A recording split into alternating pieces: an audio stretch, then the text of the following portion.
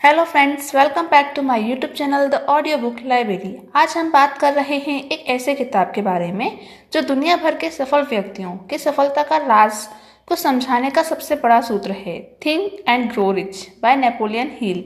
इस किताब की प्रस्तावना में नेपोलियन हिल एक बहुत ही ज़रूरी बात समझाते हैं। सफलता कोई इत्तेफाक नहीं होती, बल्कि एक सोची समझी योजना का नतीजा होती है। उन्होंने 25 साल तक दुनिया के सबसे सफल व्यक्तियों का अध्ययन किया और उनके अनुभव को एक ही जगह एकत्र किया है।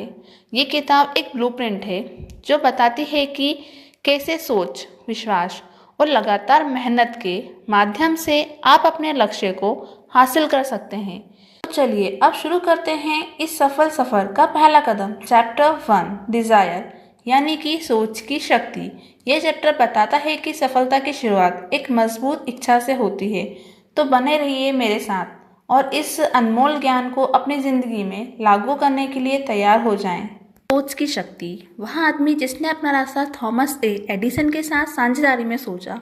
वास्तव में विचार वस्तुएं हैं और तब शक्तिशाली विचार जब संपत्ति या अन्य भौतिक वस्तुओं में उनका रूपांतरण करने के लिए उद्देश्य, हट और तीव्र इच्छा की निश्चितता के साथ मिलाया जाता है। 30 साल से थोड़ा अधिक वर्ष पहले एडविन सी बर्न्स ने खोजा कि यह कितना सच है कि आदमी सचमुच सोचता है और अमीर बन जाता है। उनकी खोज एक ही बार में नहीं आई थी। यह महान एडिसन का व्यापार सहयोगी बनने की एक तीव्र इच्छा के साथ धीरे धीरे आई थी। बर्न्स की इच्छा की मुख्य विशेषताओं में से एक यह है कि वह निश्चित थी। वह एडिसन के साथ काम करना चाहता था, उसके लिए नहीं। ध्यान से विचारपूर्वक विवरण देखें कि किस प्रकार उसने अपनी इच्छा को वास्तविकता में रूपांतरण किया। तब आप अमीरी तक ले जाने वाले 13 सिद्धांतों को बेहतर तरीके से समझ पाएंगे। जब पहली बार उसके मन में यह इच्छा या विचार का आवेग कूदा तो वह इस पर कार्यवाही करने की स्थिति में नहीं था। उसके रास्ते में 2 मुश्किलें खड़ी थीं। वह श्रीमान एडिसन को नहीं जानता था और उसके पास ऑरेंज, न्यू जर्सी जाने के लिए अपने रेल किराए के भुगतान के लिए पर्याप्त पैसे नहीं थे। ये परेशानियां अधिकतर आदमियों की अपनी इच्छा पूरी करने के लिए भी प्रयास को हतोत्साहित करने के लिए काफ़ी थी, लेकिन इसकी इच्छा साधारण नहीं थी। वह अपनी इच्छा के लिए एक रास्ता खोजने के प्रति इतना दृढ़ था कि पराजित होने के बाद उसने अंत सामान से यात्रा करने का फैसला किया। इसका मतलब है कि वह पूर्व ऑरेंज एक मालगाड़ी पर सवार होकर गया। उसने खुद को श्रीमान एडिसन की प्रयोगशाला में प्रस्तुत किया और घोषणा की कि वह आविष्कारक के साथ व्यापार करने के लिए आया है।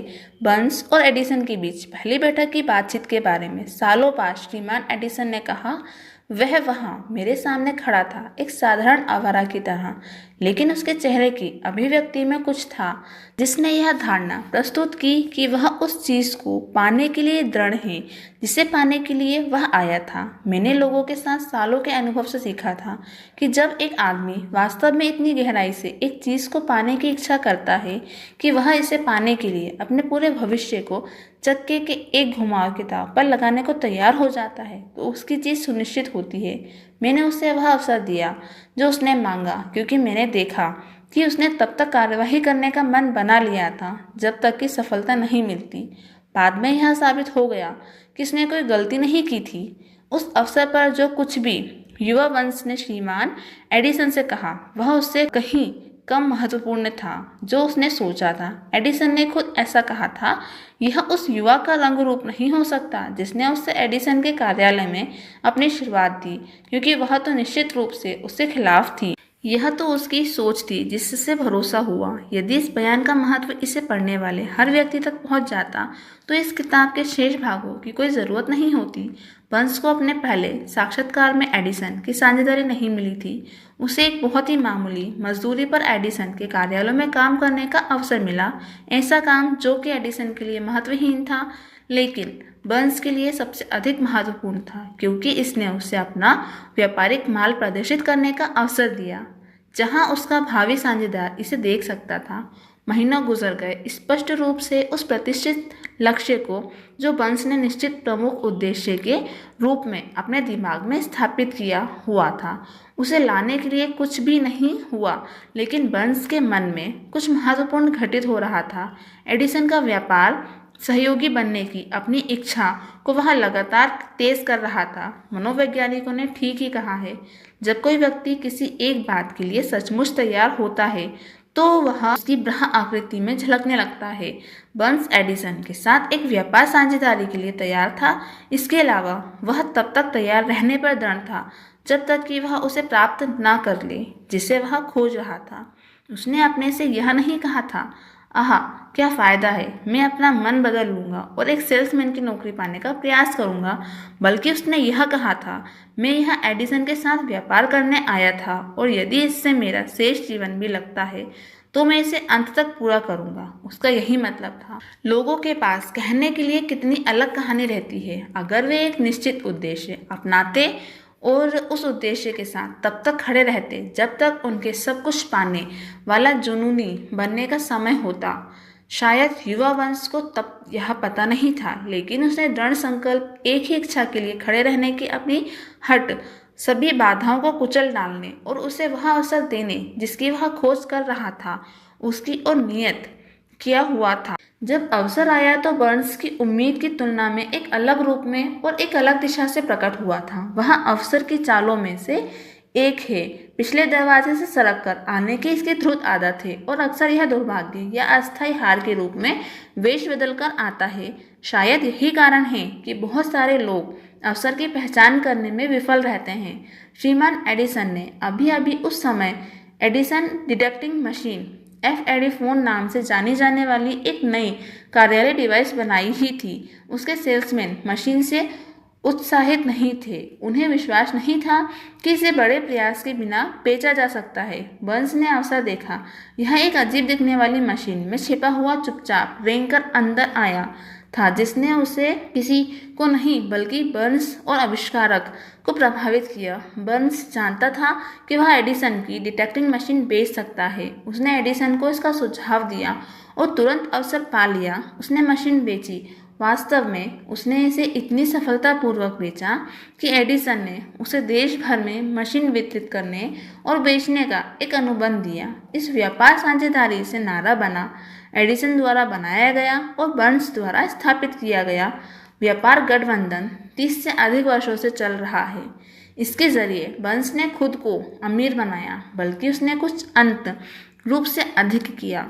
उसने साबित कर दिया कि आप सचमुच सोचकर अमीर बन सकते हैं। मेरे पास यह जानने का कोई तरीका नहीं है कि बर्न्स की मूल इच्छा उसके कितना वास्तविक नकद के लायक रही है। शायद इसने उसे 2 या 3 लाख डॉलर दिलाया है, लेकिन यह राशि जो भी हो एक महत्वहीन बन जाती है जब इसकी तुलना उसके द्वारा निश्चित ज्ञान के रूप में प्राप्त की गई उस अधिक बड़ी संपत्ति से की जाती है कि विचार के एक अमूर्त आवेग को ज्ञात सिद्धांतों के अनुप्रयोगों द्वारा इसे भौतिक प्रतिरूप में बदला जा सकता है। बर्न्स ने खुद को पूरी तरह से महान एडिसन के साथ एक साझेदारी में समझा। उसने खुद को एक अच्छे भाग्य में समझा। उसके पास आरंभ करने के लिए कुछ नहीं था सिवाय यह जानने की क्षमता के कि वह क्या चाहता है और इच्छा के साथ तब तक खड़े रहने के दृढ़ संकल्प के जब तक वह वास्तविकता न बन जाए। उसके पास शुरू करने के लिए पैसा नहीं था। उसके पास शिक्षा थी, लेकिन बहुत कम। वह कोई प्रभावशाली व्यक्ति नहीं था, लेकिन उसके पास पहल, विश्वास और जीतने की इच्छा थी। इन अमूर्त शक्तियों के साथ उसने खुद को आज तक के महानतम आविष्कारक के साथ नंबर 1 व्यक्ति बनाया। अब एक अलग स्थिति से देखते हैं और एक आदमी का अध्ययन करते हैं जिसके पास धन के अनेक अमूर्त साधन थे, लेकिन उसने इन्हें खो दिया क्योंकि वह उस लक्ष्य से जिसे वह खोज रहा था महज 3 फुट पहले रुक गया था। सोने से 3 फुट पहले विफलता के सबसे सामान्य कारणों में से एक अस्थायी हार द्वारा पैदा होने वाली अड़चन के कारण भाग खड़े होने की आदत है। हर व्यक्ति कभी न कभी इस गलती का दोषी होता है। आर्य डर्बी के एक अंकल गोल्ड रश के दिनों में स्वर्ण बुखार से ग्रस्त हो गए थे और खुदाई करके अमीर बनने पश्चिम चले गए थे। उन्होंने कभी नहीं सुना था कि पृथ्वी से निकाले गए आज तक के सोने की तुलना में अधिक सोना आदमियों के दिमाग से खनन किया गया है। उन्होंने दावा किया और कुल्हाड़ी और फावड़े से काम करने चले गए। जाना बहुत कठिन था, लेकिन सोने की उनकी लालसा निश्चित थी। सप्ताहों के श्रम के बाद वे चमकने वाले अयस्क की खोज के द्वारा पुरस्कृत हुए। अयस्क को सतह पर लाने के लिए उन्हें मशीनरी की जरूरत थी। उन्होंने चुपचाप खदान को ढक दिया। विलियम्सबर्ग, मैरीलैंड में अपने घर की ओर जाने वाले नक्शे कदमों को दोहराया, अपने रिश्तेदारों और कुछ पड़ोसियों को खोज के बारे में बताया। उन्होंने आवश्यक मशीनरी के लिए पैसा इकट्ठा किया, उसे भिजवा दिया। अंकल और डर्बी खदान का काम करने के लिए वापस चले गए। अयस्क की पहली कार का खनन किया गया और उसे एक प्रगल्भशाला को भेज दिया गया। उसके लाभ ने साबित कर दिया कि उनके पास कोलोराडो की सबसे समृद्ध खानों में से एक थी। अयस्क की कुछ और कारें कर्जे को निपटा देती, तब एक बड़ा लाभ हाथ आता। खुदाई गहरी होती गई। डर्बी और अंकल की उम्मीदें ऊपर चढ़ती गईं। फिर कुछ हुआ। स्वर्ण अयस्क की वाहिनी गायब हो गई। वे इंद्रधनुष के अंत तक पहुंच गए थे और सोने का कटोरा जब नहीं रह गया था, फिर से वे वाहिका खोजने की कोशिश करते हुए बेतहाशा खुदाई करते रहे, पर कोई फायदा नहीं हुआ। अंत में उन्होंने छोड़ देने का फैसला किया। उन्होंने सारी मशीनरी कुछ $100 में एक कबाड़ी को बेच दी और वापस घर के लिए ट्रेन पकड़ ली।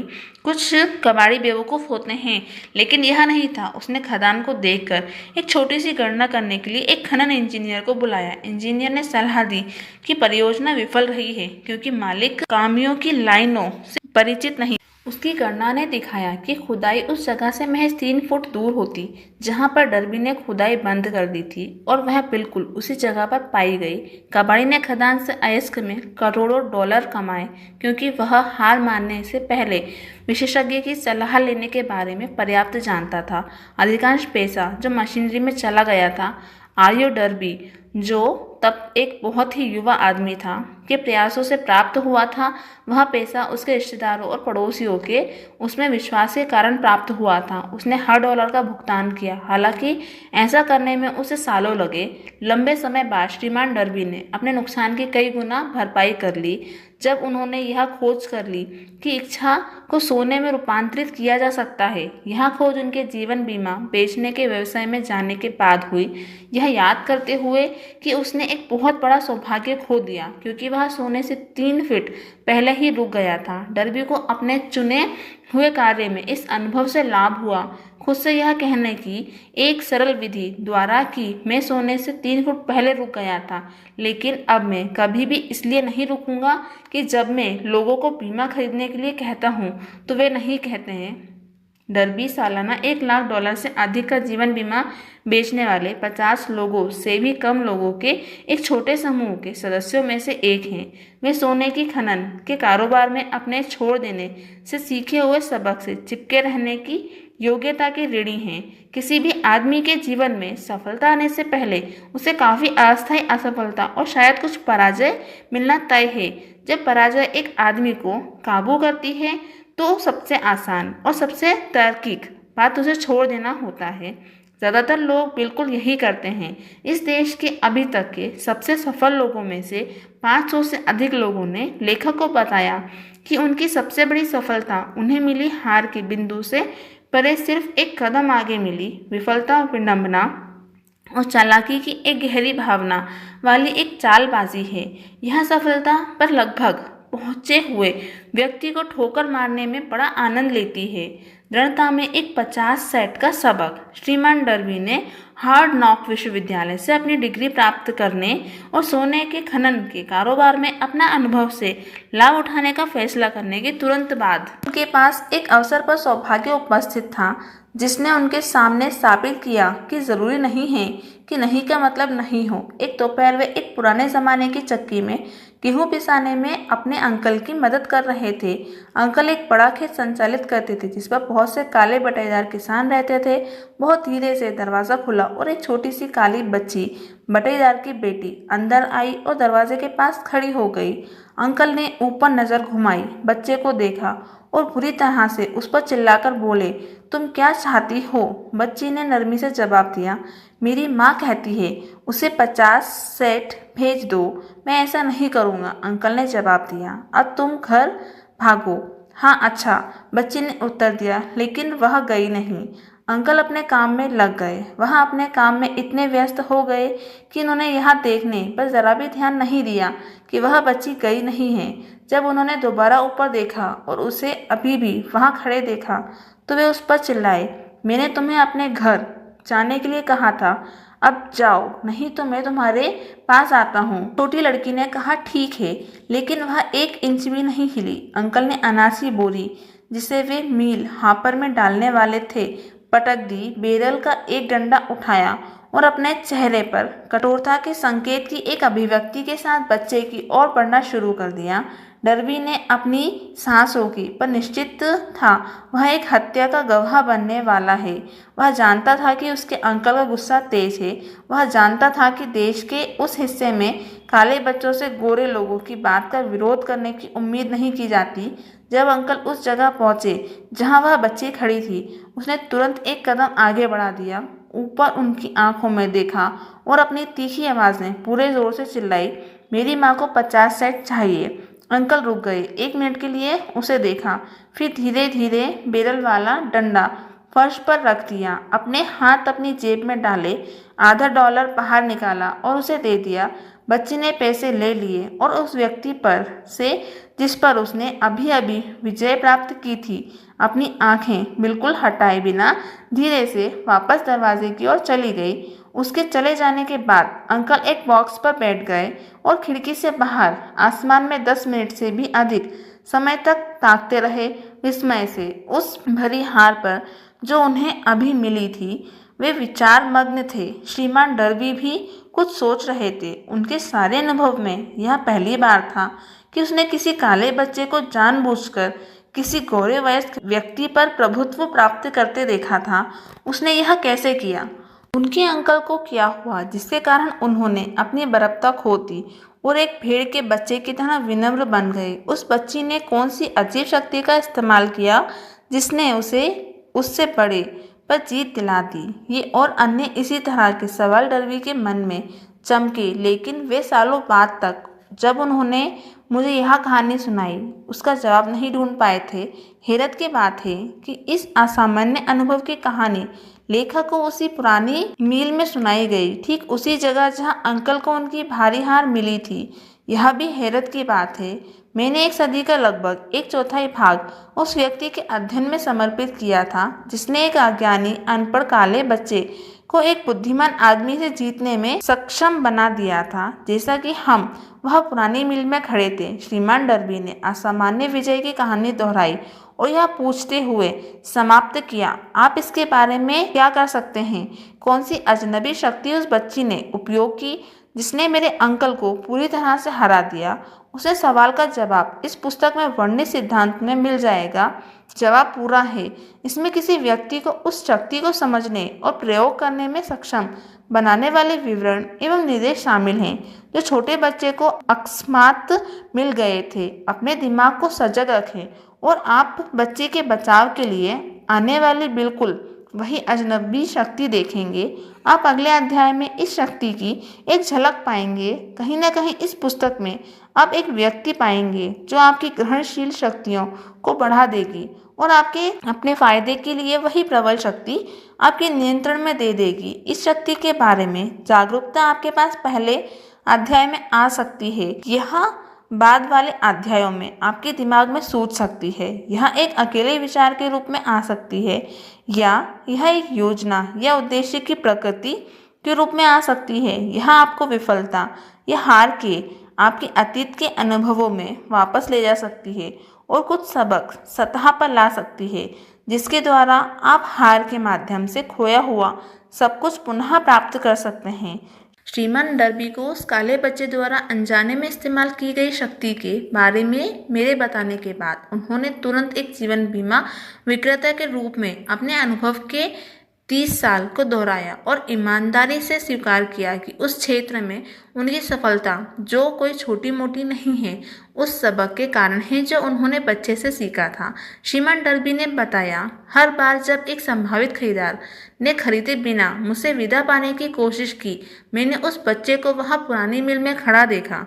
उसकी बड़ी आंखें चुनौती से चमकती हुई और मैंने अपने आप से कहा, मुझे यह बिक्री करनी है। मेरी की हुई सारी बिक्री का 72 भाग लोगों के ना कहने के बाद ही हुआ था। उन्होंने सोने से केवल 3 फुट दूर रुक जाने की अपनी गलती को भी याद किया। उन्होंने कहा, लेकिन यह अनुभव के वेश में एक वरदान थी। इसने मुझे जारी रखे रहना सिखाया।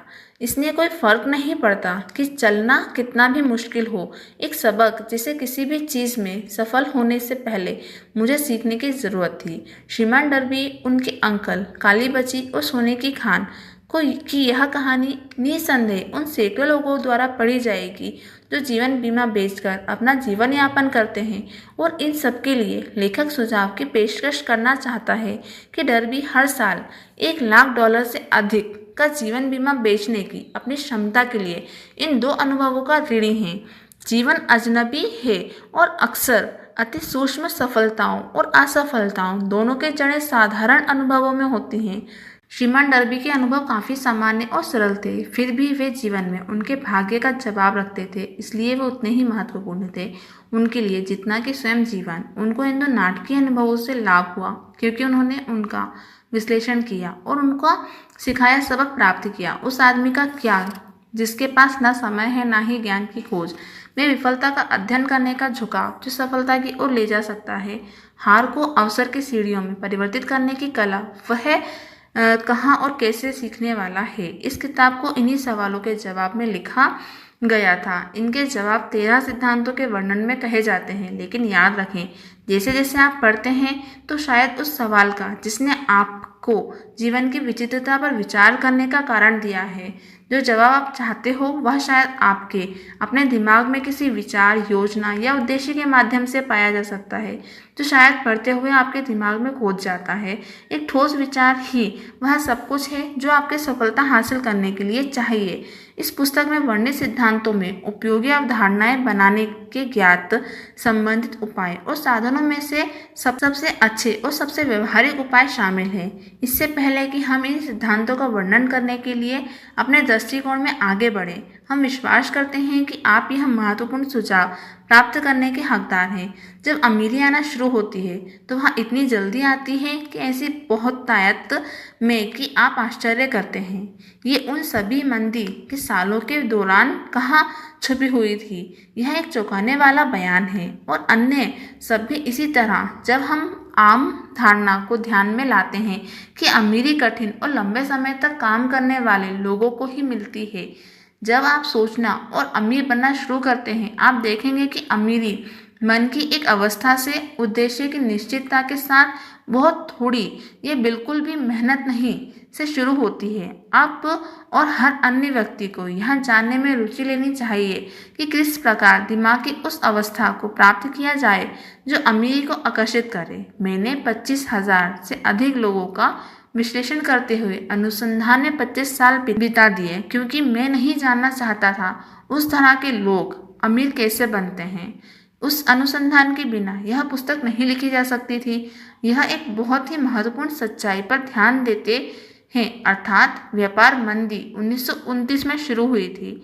विनाश के रिकॉर्ड समय जारी रही जब तक कि कुछ समय बाद राष्ट्रपति रूजवेल्ट ने कार्यालय में प्रवेश किया। फिर मंदी शून्य में फीकी होनी शुरू हो गई, बिल्कुल उसी तरह जैसे एक थिएटर में एक बिजली मिस्त्री इतने धीरे धीरे रोशनी उठाता है कि आपके इसे महसूस करने से पहले अंधेरा प्रकाश में परिवर्तित हो जाता है। ऐसे ही लोगों के मन में भय का जादू धीरे धीरे फीका हो जाता है और विश्वास बन जाता है।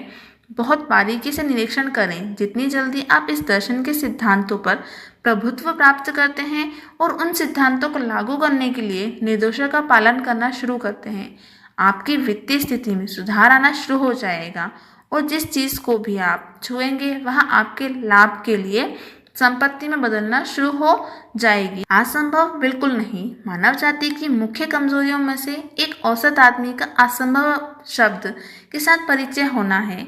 वह उन सभी नियमों को जानता है जो काम नहीं करेंगे। वह उन सभी चीज़ों को जानता है जिन्हें नहीं किया जा सकता। इस किताब को उन लोगों के लिए लिखा गया है जिन्हें उन नियमों की तलाश है, जिन्होंने दूसरे को सफल बना दिया है और जो सब कुछ उन नियमों के लिए दांव पर लगाने को तैयार हैं। कई साल पहले मैंने एक बढ़िया शब्दकोश खरीदा था। पहली बात तो मैंने इसके साथ कि वह थी असंभव शब्द पर जाना और उसे बड़े करीने से किताब से हटा देना, जबकि आपके लिए ऐसा करना कोई मूर्खता की बात नहीं होगी। सफलता उन लोगों को मिलती है जो सफलता के प्रति सचेत हो जाते हैं। असफलता उन लोगों को मिलती है जो उदासीनता से खुद को असफलता के प्रति जागरूक बनने की अनुमति देते हैं।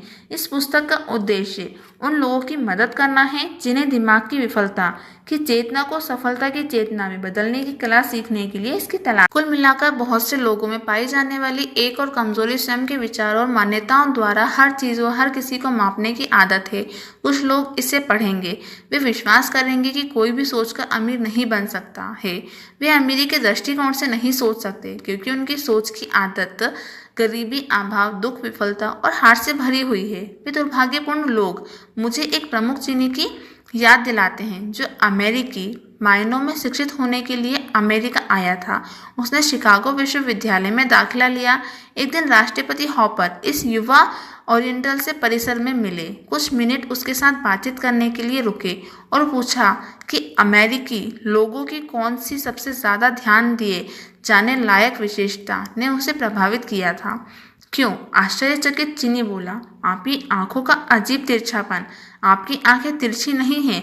हम चीनियों के बारे में क्या कहते हैं, हम उस पर विश्वास करने से मना कर देते हैं जो हमें समझ में नहीं आती हैं।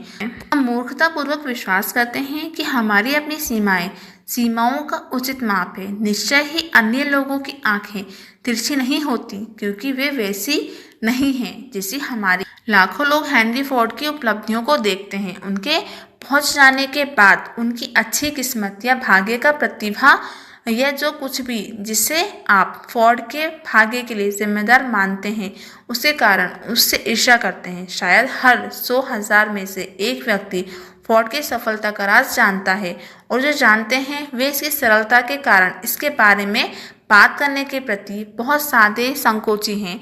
एक एकल व्यवहार इस राज को पूरी तरह से चित्रित कर देगा। कुछ साल पहले फोर्ड ने अपने आज का मशहूर V8 का उत्पादन करने का फैसला किया था। उन्होंने एक ब्लॉक में पूरे 8 सिलेंडरों वाले एक इंजन का निर्माण करना चुना और अपने इंजीनियरों को इंजन का एक डिज़ाइन प्रस्तुत करने का निर्देश दिया। डिज़ाइन को कागज़ पर रख दिया गया था, लेकिन इंजीनियरों ने एक व्यक्ति से सहमति व्यक्त की कि एक टुकड़े में एक 8 सिलेंडरों वाले गैस इंजन ब्लॉक की ढलाई करना सामान्यतः असंभव था। फोर्ड ने कहा, किसी भी तरह इसका निर्माण करो। उन्होंने जवाब दिया, लेकिन यह असंभव है। आगे बढ़ो, फोर्ड ने आज्ञा दी, और काम पर लगे रहो जब तक कि सफल न हो जाओ। कोई फर्क नहीं पड़ता कि कितना समय लगता है। इंजीनियर आगे बढ़े। यदि उन्हें फोर्ड का कर्मचारी बने रहना था तो उनके पास करने के लिए और कुछ भी नहीं था। 6 महीने गुजर गए, कुछ नहीं हुआ। अन्य 6 महीने और बीत गए और अभी भी कुछ नहीं हुआ। इंजीनियरों ने आदेश को पूरा करने के लिए हर कल्पनीय योजना की कोशिश की, लेकिन लगा कि यह हो ही नहीं सकता, यह असंभव है। वर्ष के अंत में फोर्ड ने अपने इंजीनियरों के कार्य की जांच की और फिर उन्होंने उसे बताया कि उसके आदेश को पूरा करने के लिए कोई रास्ता नहीं मिला। सीधे आगे बढ़ो, फोर्ड ने कहा, मैं यह चाहता हूँ और मैं यह पा लूँगा। वे आगे बढ़े और तब मानो जादू के एक ही झटके से राज खोल लिया गया। फोर्ड का दृढ़ संकल्प एक बार और जीत गए। यहाँ कहानी सूक्ष्म सटीकता के साथ नहीं कही जा सकती, लेकिन इसका योग और अंत वस्तु सही है। आप जो सोचें और अमीर बनने की इच्छा रखते हैं तो इससे परिणाम निकालें। फोर्ड का लाखों का राज यदि आप कर सकते हो, आपको बहुत दूर देखने की जरूरत नहीं होगी। हेनरी फोर्ड एक सफलता है क्योंकि वह सफलता के सिद्धांत को समझता और लागू करता है। इनमें से एक इच्छा है। कोई क्या चाहता है यह जानना। जब आप पढ़ते हैं फोर्ड की इस कहानी को याद करें और उन पंक्तियों को समझें जिसमें उसकी अद्भुत उपलब्धि के रहस्य का वर्णन किया गया है। यदि आप ऐसा कर सकते हैं, यदि आप उन सिद्धांतों के विशेष समूह पर अपनी उंगली रख सकते हैं जिन्होंने हेनरी फोर्ड को अमीर बना दिया, तो आप उसकी उपलब्धियों की लगभग किसी भी व्यवसाय में बराबरी कर सकते हैं जिसके लिए भी आप अनुकूल हैं। आप अपने भाग्य के मालिक, अपनी आत्मा के कप्तान हैं, क्योंकि जब हेनले ने पूर्व कथित पंक्तियों मैं अपने भाग्य का मालिक हूँ, मैं अपनी आत्मा का कप्तान हूँ लिखा था, तो उन्हें हमें सूचित करना चाहिए था कि हम अपने भाग्य के स्वामी हैं, अपनी आत्मा के कप्तान हैं, क्योंकि हमारे पास अपने विचार को नियंत्रित करने की शक्ति है। उन्हें हमें बताना चाहिए था कि ईश्वर जिसमें यह छोटी सी पृथ्वी तैरती है, जिसमें हम घूमते रहते हैं और हमारा अस्तित्व है, कपन की एक आश्चर्यजनक उच्च दर पर प्रवाहित होती ऊर्जा का एक रूप है, और यह कि इथर सार्वभौमिक सत्ता के एक रूप से भरा हुआ है जो खुद का उन विचारों की प्रकृति से समन्वय स्थापित करती है जिसे हम अपने मस्तिष्क में धारण करते हैं और अपने विचारों को उनके भौतिक समकक्षों में परिणत करने के लिए प्राकृतिक तरीके से प्रभावित करती है। यदि कवि हमें यह महान सत्य बताता तो हम जानते ऐसा क्यों है कि हम अपने भाग्य के स्वामी हैं, अपनी आत्मा के कप्तान हैं। उन्हें पर्याप्त जोर देकर हमें बताना चाहिए था कि यह शक्ति विनाशकारी विचारों और रचनात्मक विचारों के बीच भेद करने का कोई प्रयास नहीं करती। यह हमसे गरीबी के विचारों को जल्दी से भौतिक वास्तविकता में परिवर्तित करने का आग्रह करेगी, जैसे कि यह धनवान बनने के विचारों पर कार्य करने को प्रभावित करेगी। उन्हें हमें यह भी बताना चाहिए था कि हमारा दिमाग हावी होने वाला विचारों से चुंबकीय बन जाता है जिसे हम अपने मन में रखते हैं, और उस साधन के द्वारा जिससे कोई आदमी परिचित नहीं है, ये चुंबक हमारी तरफ शक्तियों, लोगों, जीवन की परिस्थितियों को आकर्षित करती है जो हमारे हावी होने वाले विचारों की प्रकृति के साथ घुल मिल जाते हैं। उनको हमें बताना चाहिए था कि इससे पहले कि हम बहुतायत में धन जमा कर सकें, हमें अपने मन को धन की तीव्र इच्छा के प्रति चुंबकीयकृत करना चाहिए कि जब तक पैसे की इच्छा हमें इसे प्राप्त करने की निश्चित योजना बनाने के लिए बाध्य ना कर दे, हमें धन के प्रति सजग हो जाना चाहिए। एक दार्शनिक नहीं बल्कि एक कवि होने के नाते हेनले अपनी पंक्तियों के दार्शनिक अर्थ की व्याख्या करना उन लोगों पर छोड़ते हुए जो उनका अनुपालन करते हैं, एक महान सच को काव्यात्मक रूप से बताते हुए खुद को संतुष्ट करते हैं। थोड़ा थोड़ा करके सच स्वयं को सामने लाता है, जब तक कि यह अब निश्चित प्रतीत होने लगता है कि इस पुस्तक में वर्णित सिद्धांतों में हमारे आर्थिक भाग्य पर महारत के रहस्य हैं। अब हम इन सिद्धांतों में से पहले की जांच करने के लिए तैयार हैं। ग्रहणशीलता की भावना बनाए रखें और जैसे जैसे आप पढ़ते जाते हैं याद रखें कि किसी एक आदमी का आविष्कार नहीं है। सिद्धांतों को 500 से अधिक ऐसे लोगों के जीवन के अनुभवों से एकत्र किया गया था जिन्होंने वास्तव में भारी मात्रा में धन जमा किया था, ऐसे लोगों से जिन्होंने गरीबी में लेकिन बहुत कम शिक्षा के साथ प्रभाव के बिना शुरुआत की थी। जिन सिद्धांतों ने इन लोगों के लिए काम किया, आप उन्हें अपने खुद के स्थायी लाभ के लिए काम करने के लिए उपयोग कर सकते हैं। यह करना आपको मुश्किल नहीं लगेगा, यह आसान होगा। आपके अगला अध्याय पढ़ने से पहले मैं आपको यह बताना चाहता हूँ कि यह तथ्यात्मक जानकारी देना चाहता हूँ जो आपके पूरे वित्तीय भाग्य को आसानी से बदल सकती है। जैसा कि यह वर्णन किए गए 2 लोगों के लिए निश्चित रूप से अद्भुत अनुपात में परिवर्तन लाया है। मुझे लगता है कि यह आप भी जानना चाहते हैं। इन 2 पुरुषों और मेरे खुद के बीच संबंध इस प्रकार हैं कि तथ्यों के साथ कोई स्वतंत्रता नहीं ले सकता है। यहाँ तक कि अगर ऐसा करने में मेरी कामना होती तो मैं भी नहीं। उनमें से 1-2 लोगों की असामान्य सफलता, वह सफलता जो वे उदारता से अगले अध्याय में वर्णित सिद्धांत को इस सिद्धांत के दूर दराज शक्ति पर जोर देने के एक साधन के रूप में सही ठहराते, इस व्यक्तिगत संदर्भ से अधिक मान्यता देते। लगभग 15 साल पहले मैंने सलेम कॉलेज, सलेम पश्चिम वर्जीनिया में उद्घाटन भाषण दिया था। मैंने अगले अध्याय में वर्णित सिद्धांत पर जोर दिया इतनी तीव्रता के साथ कि स्नातक वर्ग के सदस्यों में से एक ने निश्चित रूप से इसे विनियोजित किया और इसे अपने खुद के दर्शन का एक हिस्सा बना लिया। वह युवक अब कांग्रेस का एक सदस्य है और वर्तमान प्रशासन में एक महत्वपूर्ण कारक है। इस पुस्तक के प्रकाशक के पास जाने से ठीक पहले उन्होंने मुझे पत्र लिखा था, जिसमें उन्होंने इतने स्पष्ट रूप से अगले अध्याय में उल्लिखित सिद्धांत के बारे में अपनी राय रखी थी। मैंने उनके पत्र को इस अध्याय के एक परिचय के रूप में प्रकाशित करने के लिए चुना है। यह आपको आने वाले पुरस्कार का एक अनुमान देता है। तो दोस्तों, चैप्टर 1 सोच की शक्ति हमें सिखाती है कि सफलता की शुरुआत एक मजबूत इच्छा से होती है। सिर्फ सोचना नहीं बल्कि एक्शन लेना जरूरी है। अगर यह वीडियो पसंद आया हो तो लाइक करें, शेयर करें और हमारे channel the audio book library को सब्सक्राइब करें। अगले चैप्टर में मिलते हैं जो विश्वास की शक्ति के बारे में बताती है। बेल आइकन जरूर दबाएं। अपने सपनों को सच करने के लिए सोच और एक्शन का मिलान जरूरी है। मिलते हैं अगली वीडियो में।